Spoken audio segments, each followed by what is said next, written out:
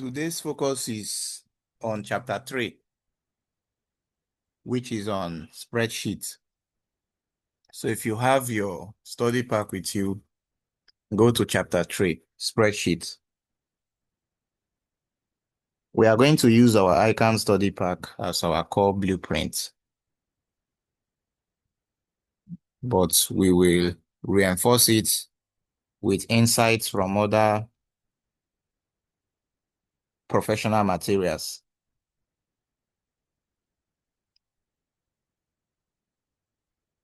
Now, the textbook here defines a spreadsheet as an electronic document that organizes data in rows and columns,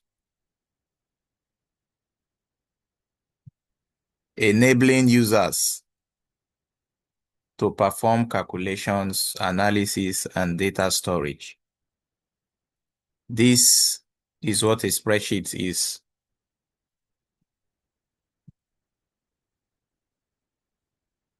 So these are the columns which the textbook is referring to. These are the columns. Columns are in alphabet. They are lettered A to Z.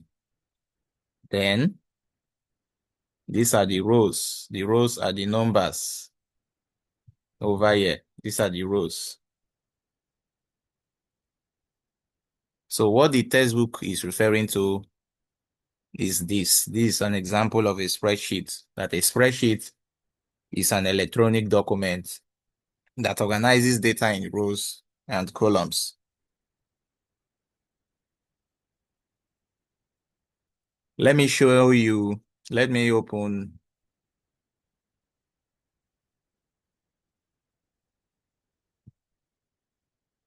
a spreadsheet with data organized inside it.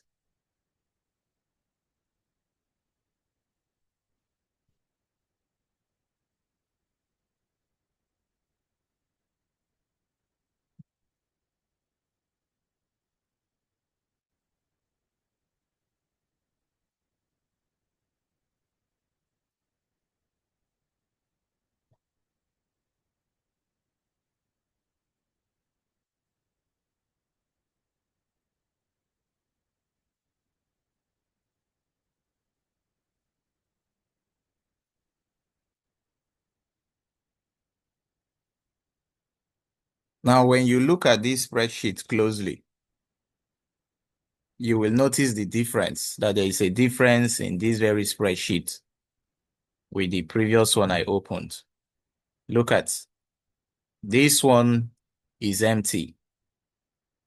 This one was the one I used to explain that the columns are those that are lettered in alphabet. The rows are those that are in numbers.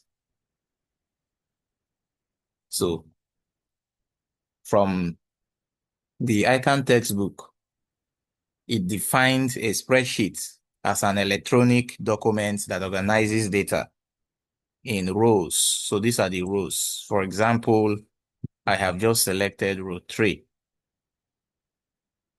row 10, row 5,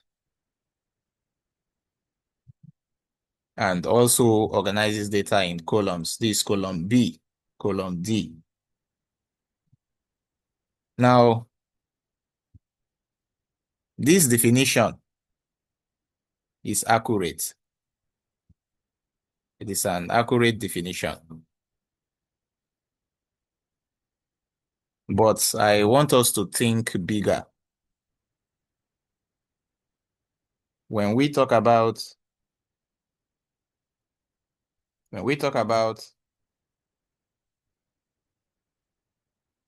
a spreadsheet,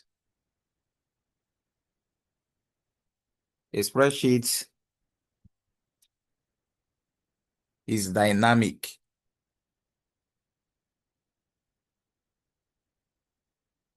In fact, in accounting, we have what we call a ledger. A spreadsheet is a digital ledger.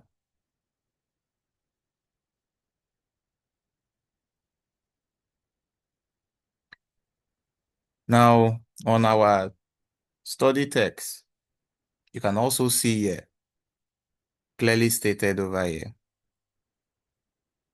the core components, that the rows are numbered 1, 2, 3. The columns are lettered A, B, C.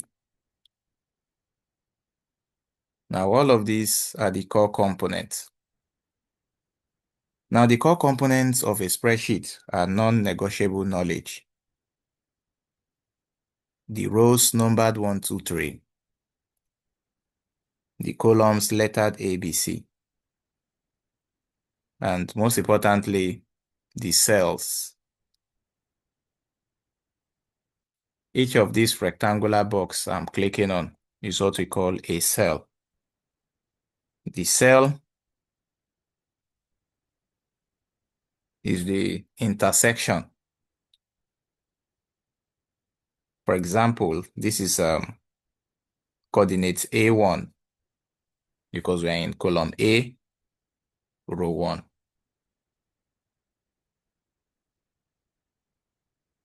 Now, why we call each of these rectangle box a cell, we have what we call an active cell.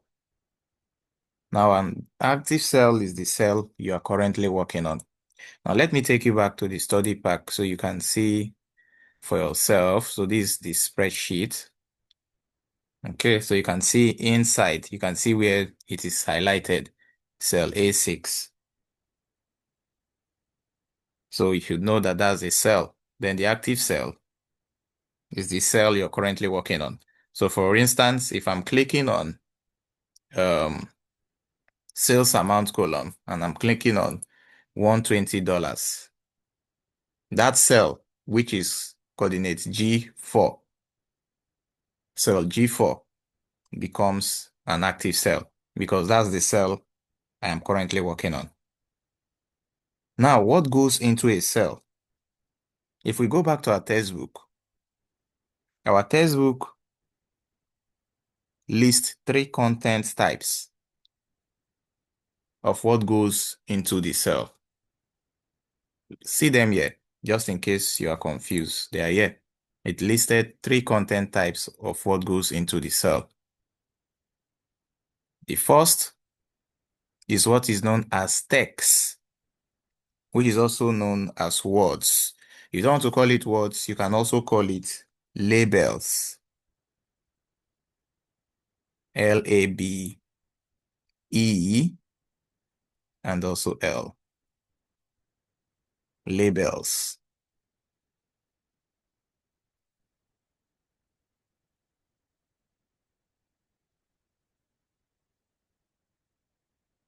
So text is the first content type the textbook listed as what goes into a cell.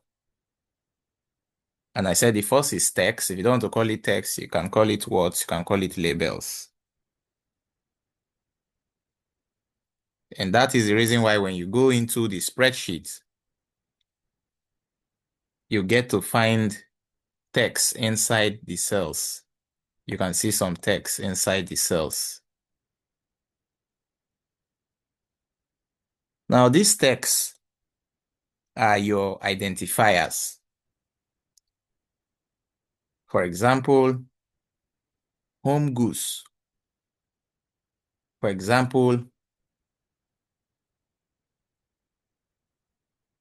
leather boots. For example, quantity sold, sales amount, total sales, region, customer segment, cost of goods sold, customer feedback, suggested feedback themes, customer assessment of sales rep. They are text, they are labels, they are words. They are your identifiers. You can have a spreadsheet that contains Lagos branch, sales revenue, employee name. Now, what the text as one of those content type that goes into the cell does, they give meaning to the numbers in the spreadsheet. Take, for instance, column I, which contains numbers. If you take away total sales as a title there, the numbers lack meaning. But if we bring back total sales using Control Z for undo, if we bring back total sales, you will now agree with me that the numbers now have meaning. That's exactly what that content type, which goes into the cell called text or label or words, does. Now, apart from text, the textbook also listed another content type, which is known as values. Values are also referred to as numbers. We call them raw data. So numbers, values is the second content type that goes into a cell. You're seeing total sales of external hard drive in the region Europe was $585.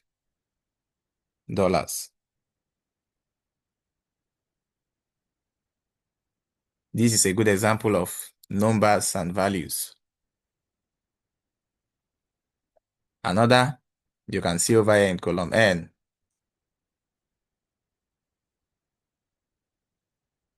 discount applied, where we have 20%, 10%, 15%, 5 and 8%. They are all values and numbers, and they are raw data. You can also find in column F, where we have sales date. You can see the dates. So these are values, these are numbers, these are the figures you manipulate. The textbook also listed another content type that goes into the cell, known as formula. Now, formula is the engine of the spreadsheet. What is a formula? A formula is an instruction that performs a calculation. Now, according to the textbook, formula starts with an equal sign. You can see it here. For example, equal A1 plus B1. All Excel formula starts with the equals to sign. Can you see it?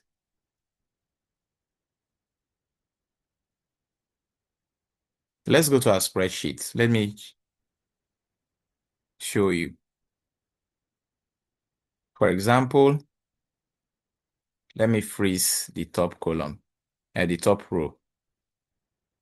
I'll select the second row below the first. I'll go to my view menu, and then I'll click on freeze panes. I'll choose freeze top row. Okay, so for instance, let's make use of formula now. Let's assume that I want to know what's the total sales amount, or what's the total sales, overall total sales. I will make use of formula. And remember, according to the textbook,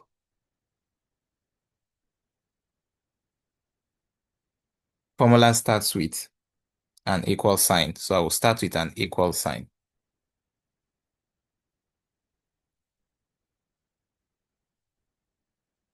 After starting with an equal sign, I will then select or type in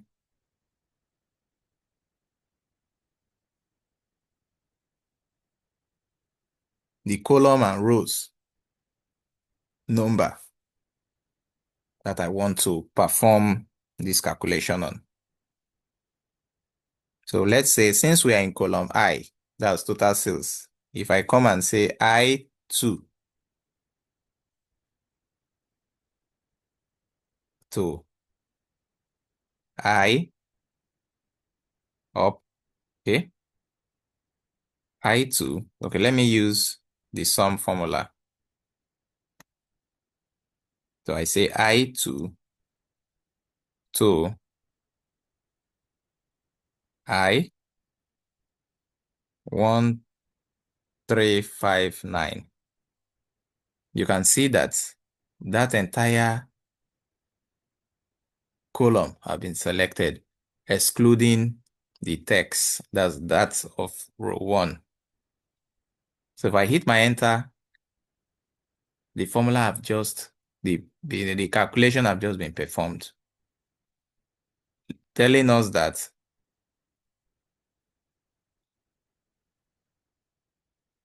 the total sales is $380,428.26.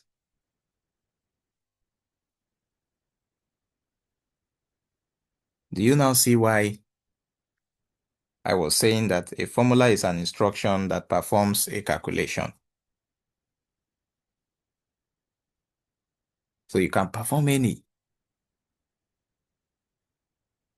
If here, let me give you an example. I have 5,000. And in this other column, I have 2. I have 2. If I want to divide this, all I have to use is formula. I'll enter my formula starting with equal sign. I'll then select the cell that I want to divide. Use my divide sign. Select the number I'm dividing it by, the cell where the other data is. Then I hit enter and it gives me 25. So a formula is an instruction that performs a calculation.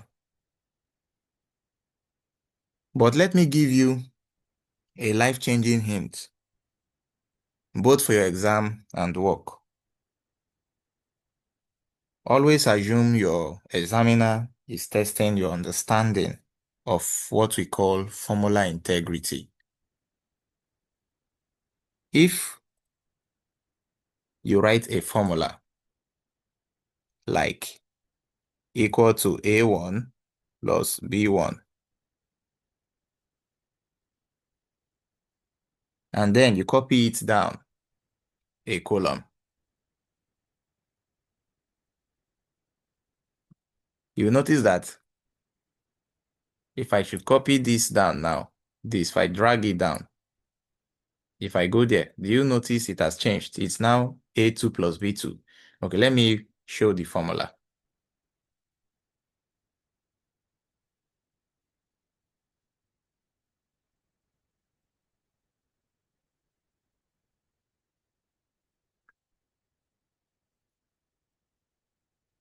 What do you notice? This was not here. What I entered was A1 plus B1. When I drag it down, you notice when I drag, or if I don't want to drag it, if I should say, let me copy it down, the same thing happened. If I go over here and paste it, you can see that it's showing an error message. But if I am to bring it down, you see what it gave. So what I want you to know is that Excel relatively adjusts it to A2 plus B2. But what if you need to always refer to, let's say, a specific tax rate in C1? Maybe the tax rate was 7.5% in C1. What you use is what we call an absolute reference. Absolute reference.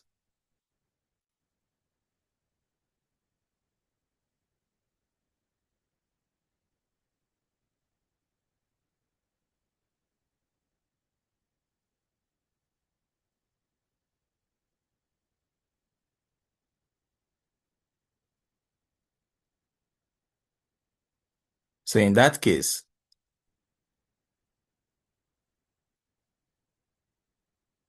you won't have this error message, when I copied and pasted here, or other error messages that you might find.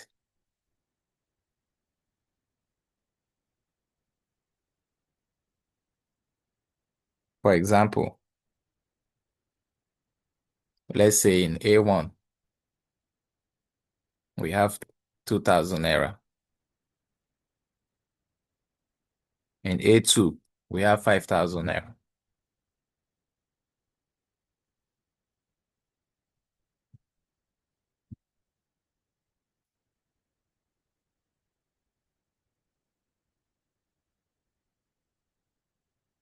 And I'm saying what I'm looking to do is equal to A1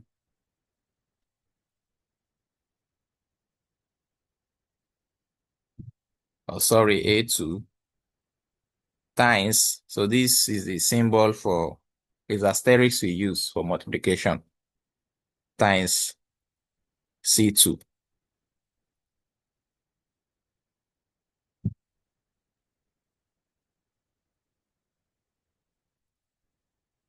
Or let's change it to A1 times C2.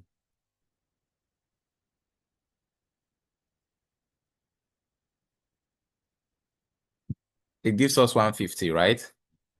Now imagine if I copy this and I paste it here. What we have there is A2 times C3. Now what if we're having A2 times C3?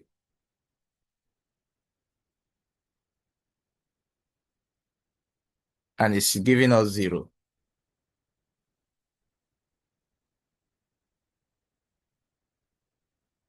So most of the times what we do is to use an absolute reference. That is to lock this.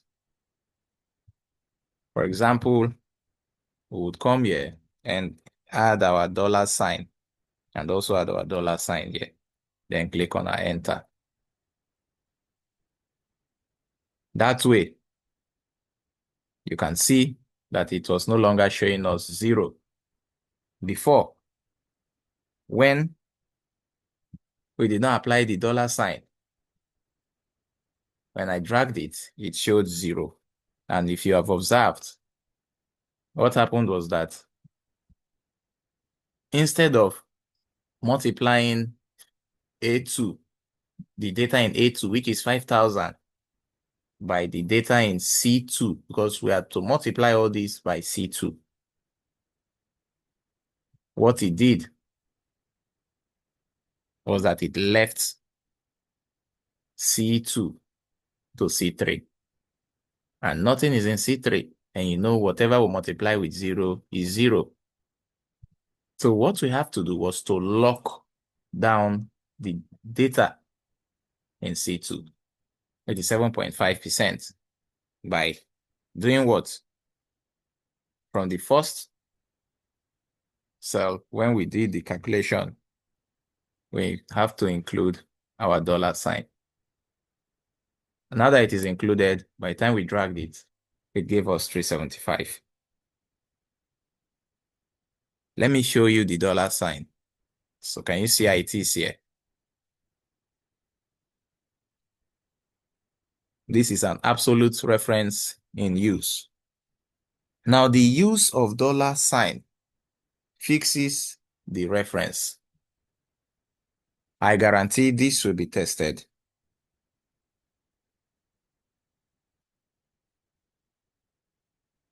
Features of spreadsheets. Now, the features of a modern spreadsheet go far beyond this. But let us synthesize from our material.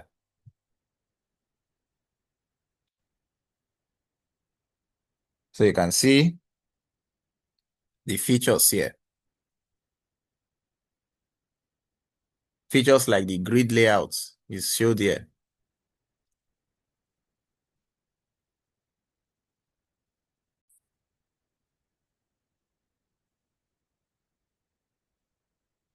The grid layout, the formulas and functions are all features of spreadsheets. Built-in functions. Now, one thing about functions you need to know also is that functions are your shortcuts. Let me show you where functions are. When you open your spreadsheet, come to the formula tab above. This whole part here, we call it the ribbon. It contains different tabs. Each tab gives you access to different tools. It's the tools you use to perform your operation here in the spreadsheet. Now, on this tab called formulas, the first tool, which I used to call room, is what we call the function library. Now, all of these are your shortcuts. Don't just say built-in functions. Know them by name and purpose.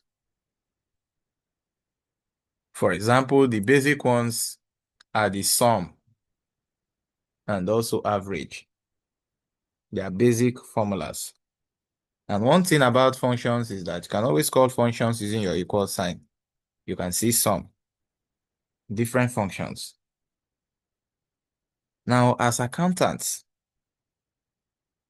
there are functions like VLOOKUP. There are functions like XLOOKUP.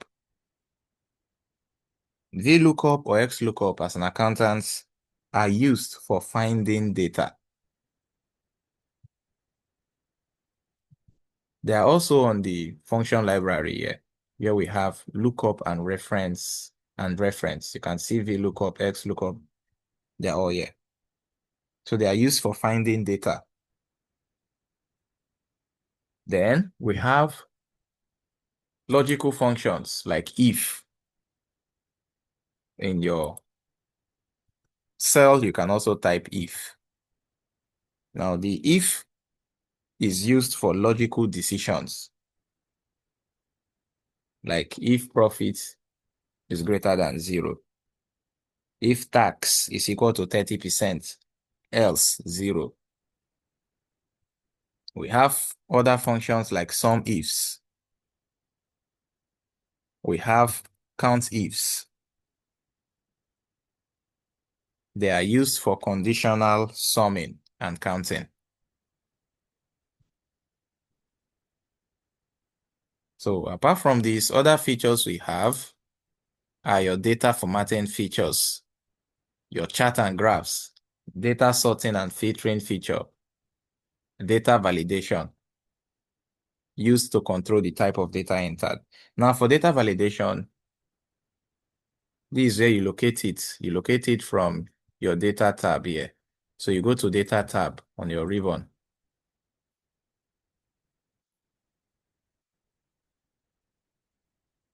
You then come over here to this group called data and tools. This is data validation.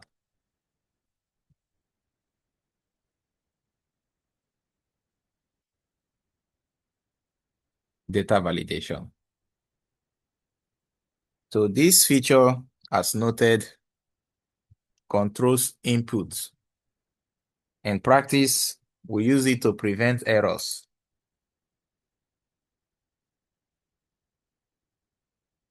Imagine you have a cell for months, as we have in this cell. There is a cell for months.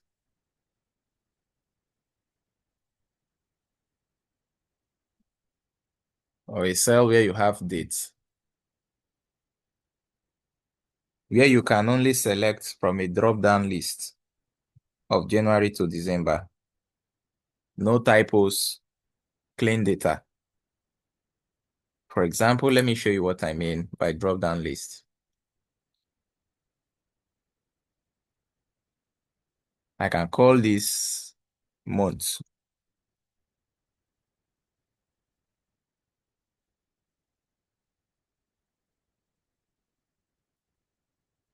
So I want to put a drop-down list here so that whoever is working can easily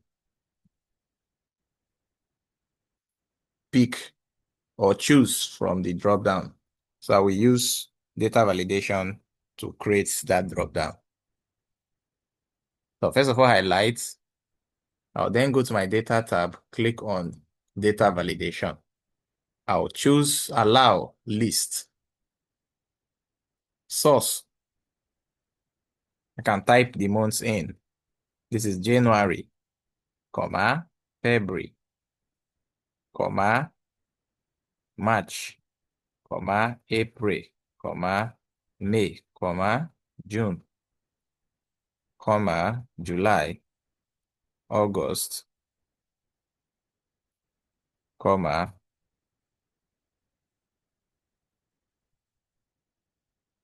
September, comma, October, comma, November, December. Then I click OK. Now, do you notice on that column A, we now have a drop down? Can you see? So I can pick January, I can pick February. If I'm recording, maybe I'm recording sales. Monthly sales. I can say for January, 4 million. For February, 2.3 million. So for March now, I don't have to struggle. I just have to pick March and then say for March, 7.6 million.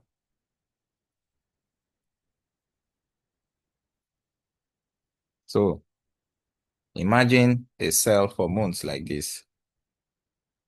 You can see what validation I've done. Now, apart from this feature, another feature we have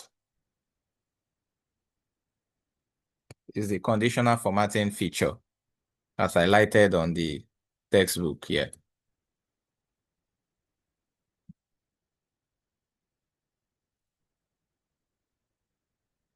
Under data formatting. So for conditional formatting, it's also another important feature. And you can also find it here. When you come to your home tab, you'll see where we have conditional formatting under styles group.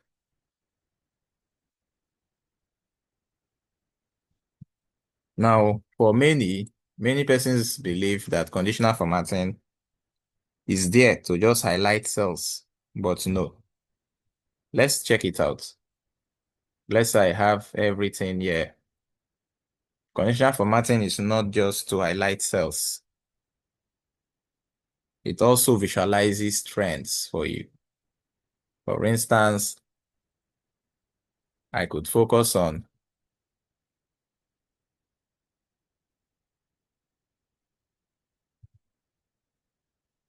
the bars.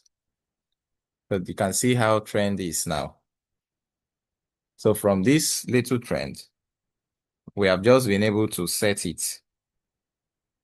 So we can easily use the bars as a trend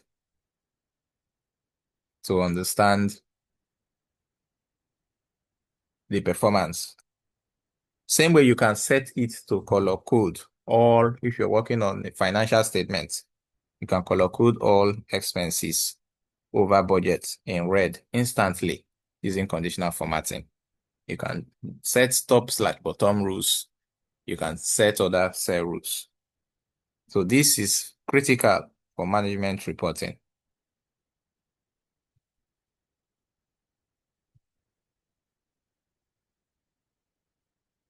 So pivot table is also another important feature. And thank God the textbook mentioned them. So please master pivot tables for your exams and future work because they are indispensable for summarizing massive ledgers into manageable reports. Let's assume using the data set we have here. Let's say we want to know our total sales by regions, by product line in seconds. All I have to do is to highlight the entire data. Remember, imagine I'm told to present the total sales by region, by product in seconds. And you know, by product line. And you know, these are all the product lines we have. They are like the categories. And this is the sales amount. And these are the regions it was sold. And we want to know the total sales by region, by product line in seconds. I will highlight the entire table. Or I will click anywhere within it. I'll go to my Insert tab. In the first room called Tables Group, do you notice this pivot table? So I'll click on it. From table/range, since my data is inside a range like this, so I'll choose from table/range. It's now asking me the range. It begins from the data itself in the data set, begins from column A1 down to column V1361. New worksheet. If I want it to go to a new worksheet, I'll say okay. And here we are. Remember, what we want to look for is our total sales by region, by product line in seconds. So let's go and look for our sales column. This is sales amount. We'll also have total sales. This is total sales. So I will drag total sales.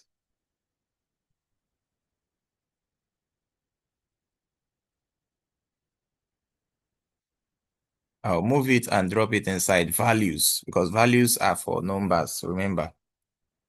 And it gives me the total sales. But now we don't want the overall total. We want to see the breakdown by product line and by region. So I'll look for region and drop region as column. So we can now see that the total sales, how the total sales was splitted across the different regions. Africa, Asia, Europe, North America, South America. This one is blank. This needs to be investigated to know where the blank is coming from because it must belong to a particular region. Then I have to go back again and also look for product category. So want to know, okay, what's the contribution by product? Maybe which products have the highest, made the highest sales. So you can now see each of them across each of the regions. This way, we have just been able to summarize the entire data into a report we can actually manage and explain. This is pivot table.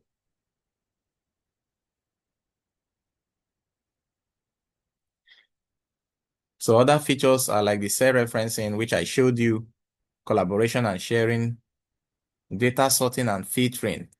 Now, this is also another important feature. The spreadsheet allows you to sort. What do we mean by sorting? Sorting is to arrange your data in an order of either ascending or descending. So let's go back to the data set. So let's assume we want to sort our product names. For example, if you look at it starting from external hard drive, which is letter E. So by sorting, I might decide to sort it alphabetically, meaning it should begin from all A's first. All I have to do is to select that column, right click.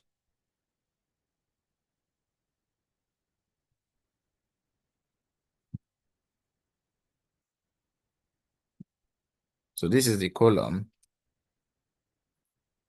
I will right click. I will come down and choose sort. You can see sort is on the option. Sort A to Z will give me what I want. You can see it brought out all of those, the A's before the B's and so on.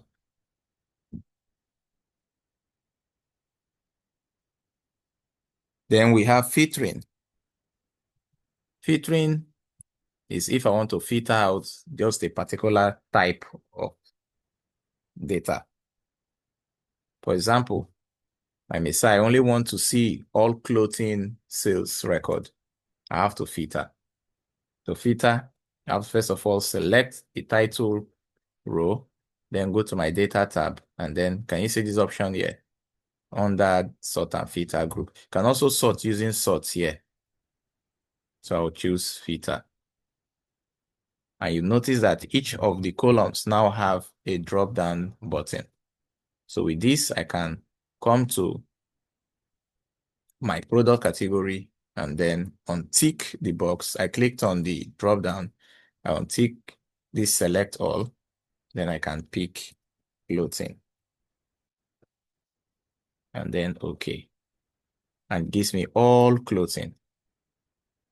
You won't find any product category that is not clothing. So this is exactly how filtering works and also sorting works. So these are the features. Now, uses of spreadsheet. Now, the textbook list uses from budgeting to academic grading. All are correct. But as finance professionals, we need to be more strategic. So I would like to reframe this. I would like to reframe this as I always do in our lectures. For me, spreadsheets serve three master functions in business. 3.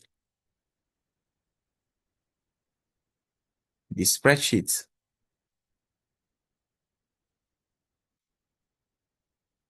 serve 3 master functions in business.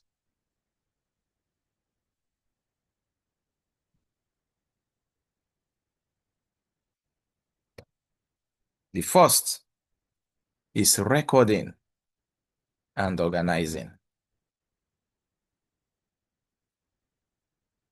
The second is analyzing and deciding. The third is reporting and communicating.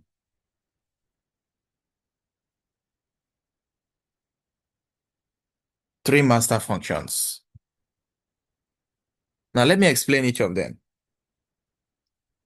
When we talk about one of the uses or functions of the spreadsheet as recording and organizing, this happens to be a static use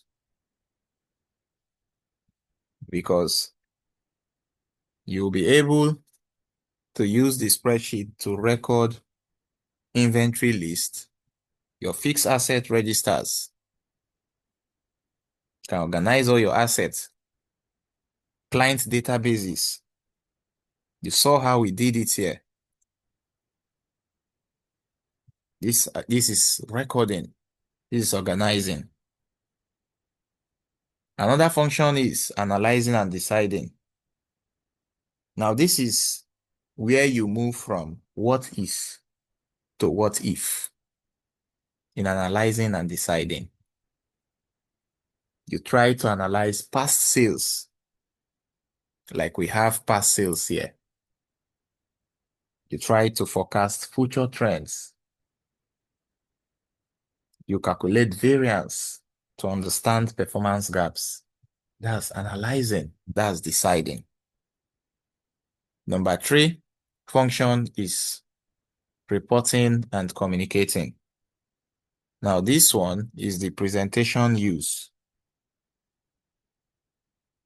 And we do this through charts. For example, if I want to present this, one way I can do this also without my pivot table is to go and make use of charts. And what I have to do is to come to my data and my top menu, go to my insert, and I will find this very group called charts. So you can see that there are a whole lot of charts. So we use that for reporting and for communicating. Through charts, through graphs, through formatted dashboards, we translate complex data into insight for managers who may not have your technical depth.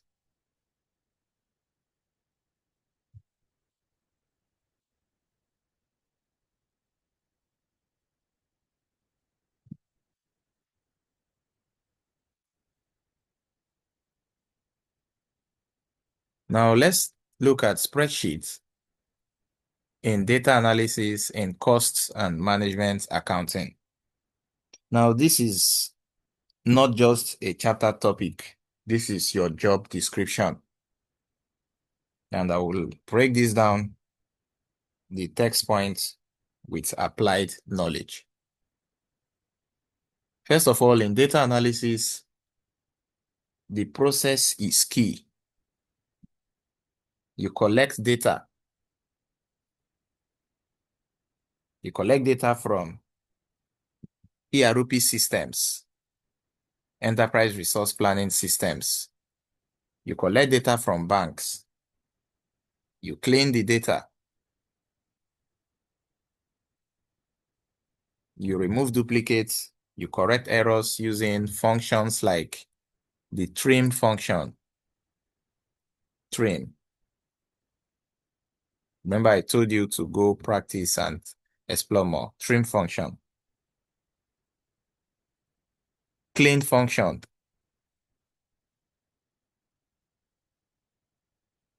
You correct errors. You then manipulate the data using if statements to categorize costs. You use other ones like text to columns. Text to columns here to separate full names into first and last. For example, if I have a particular record and its name of employees, and I said employee full names, and I'm having Favor Ako, Ifeanyi Babatunde. If you look closely, you find out that the full names are in one column, which is column E. Where text to column is useful is the fact that I can move this. I can separate the first name from the last name. All I have to do is to select, go and click on text to columns on my data tab under data tools group. Choose delimited. Delimited stands for the separator. What's separating that very data? So I'll click on next. I'll pick it as space because I can see space in between the first name and the last name. Then I'll click on next and then finish. And you notice what? It has been splitted. So I can call this first name and I can call this last name. What I've just made use of is the text to columns feature. Now, finally, you summarize and visualize it. And you now have to can use your pivot table if it's a large data set, because pivot table can turn 10,000 rows of sales data into a clear summary by product and quarter. in 30 seconds. So for your exam, you have to be prepared to describe this process from data collection to data cleaning to data organization, where you have to put it in a structured table, to data manipulation and transformation using formulas, to data visualization, creating charts, to data summarization using pivot table like I showed you before. See how we summarized it here. Over here, this data summarization. We can come and rename this to be total sales, sum of total sales by product line and region.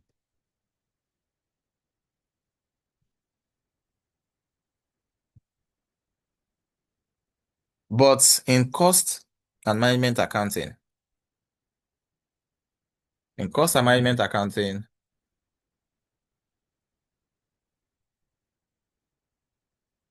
which is the heart of the matter, in cost analysis, for example, spreadsheet is very useful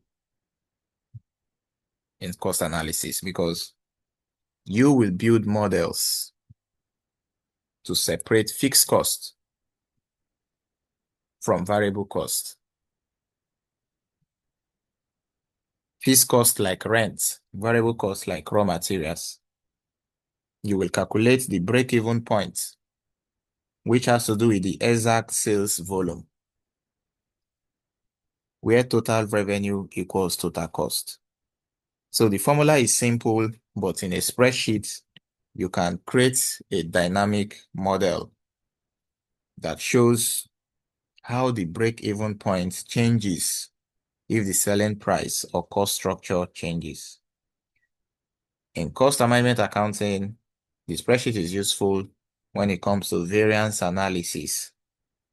And this is a favorite of ICAN examiners. You budgeted, let's say you're budgeted for material to cost 5,000 naira. That's what you budgeted for material to cost. 5,000 naira per unit. Actual cost was now 5,500 naira. Why? Is it because you used more materials, which we could call usage variance?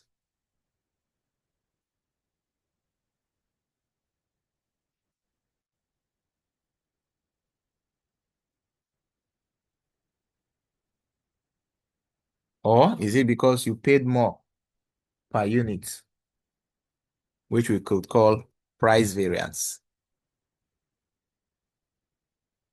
All these things should have a question mark.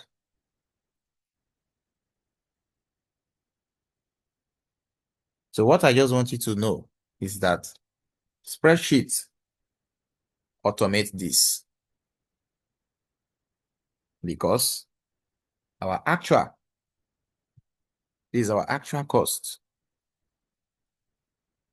This is our standard cost.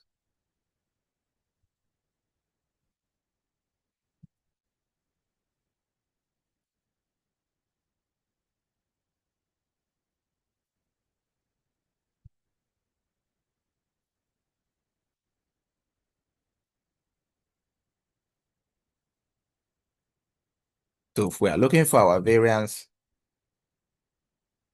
we can now say our actual, we subtract our standard. So calculations across hundreds of products can be calculated instantly using the spreadsheet.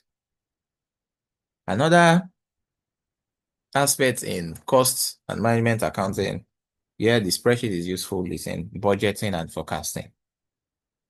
Like I said before, in the spreadsheet, you will not create a static one-page budget.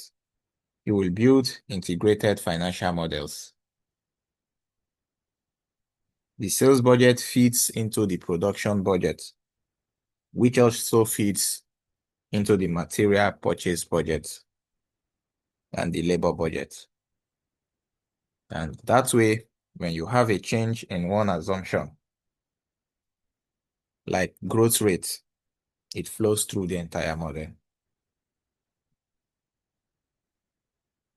Then we can start performing things like what-if analysis. And this what-if analysis is done using spreadsheet tools like goal seek. See them here, or data tables. So you go to your data tab, under what-if analysis, under forecast group here.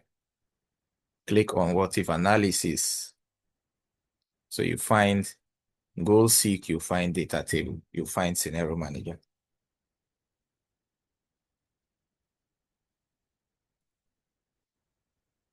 Chapter review. Let's review.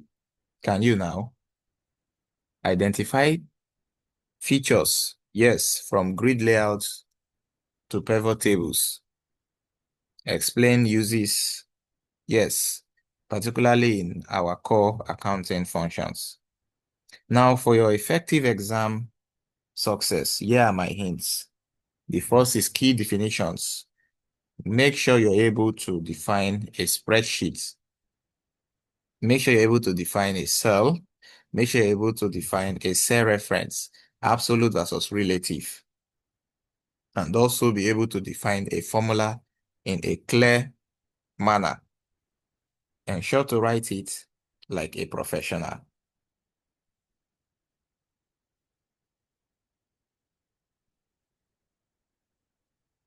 Don't just list uses. Contextualize it. Instead of data analysis, say spreadsheets are used